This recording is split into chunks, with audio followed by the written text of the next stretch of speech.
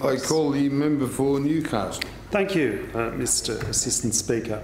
I firstly would like to start by congratulating Thomas George on an outstanding valedictory speech and a most inspiring and a wonderful one from a man of great knowledge and history. I stand today to speak about the Port of Newcastle again. As you may be aware, the last few years I have been speaking about and will continue to fight for the government to remove the cap on the number of containers that can be shipped through the Port of Newcastle. I'm also aware that the new Port of Newcastle Chairman, Roy Green, and the new Chief Executive Officer, Craig Carmody, share my frustration with the government's dodgy, anti-competitive cap on the port, and also share my vision for the Port of Newcastle to operate in an open market without the shackles placed on it by this government. We all share the vision that once the current contract has been ripped up and the current cap removed, the Port of Newcastle will be able to establish a container terminal and stimulate the creation of jobs, investment and diversification. What I didn't realise was that all this time was that I had another supporter in the Deputy Premier, John Barilaro.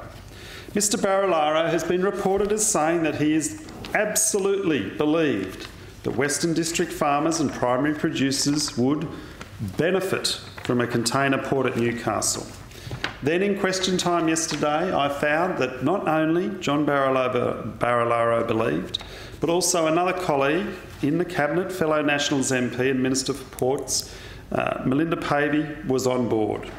In question time, I asked, given the comment by the Leader of the Nationals that farmers would benefit from a container port in Newcastle, what action will the Minister take to drop the anti-competitive arrangements that are making it economically impossible to establish a container terminal at Newcastle?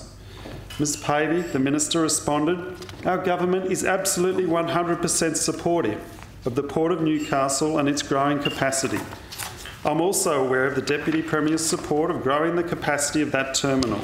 I agree that we would need to do what we can to increase the amount of container traffic going through that terminal with new markets." Unquote. So now, with the support of the Nationals, I would be happy to continue this conversation with the Deputy Premier and the CEO of the Port of Newcastle.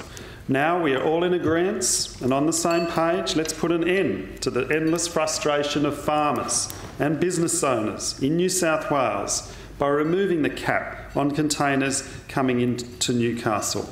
It's only the Liberal Party that stand in the way of Labor and the Nationals on this issue. On another issue affecting Novocastrians and this private member's statement, I note that last Wednesday, October 17th, was National Ride2Work Day, and this brought to my attention, and also that of many local constituents who work in our CBD, the fact that they simply can no longer ride to work. Prior to the light rail being built, there were grand plans of a cycleway going down the heavy rail corridor, along with parks and other grand visions. What we have is development on the light rail corridor, proposed development, no cycleways and some park. So how and where do the cyclists go? I note that on May 2017, the New South Wales Government released its City Centre Cycleway Network Strategy.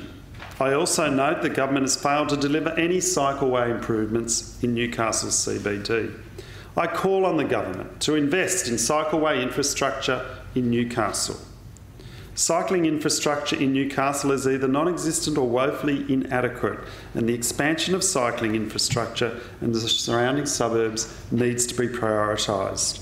The retrofitting of high-quality cycling facilities in Newcastle's urban environment will take cars off the road, increase local productivity and interconnectivity, and improve the livability of Newcastle and its surrounds. The benefits, as we all know, also include increased cardiovascular fitness, joint mobility, decreased stress, strengthened bones, decreased body fat levels and prevention of management of disease. Newcastle Council's 2012 Cycling Strategy and Action Plan identified a number of key works to be undertaken, operating under the assumption that the commitment to cycling by the government would be adhered to. Unfortunately, it hasn't, and funding for active transport at a statewide level has been significantly reduced. Newcastle Council has recently submitted applications that have been unsuccessful. Nomination as a priority, Cycleway attracts more support under funding schemes. We need more money for cycleways in Newcastle.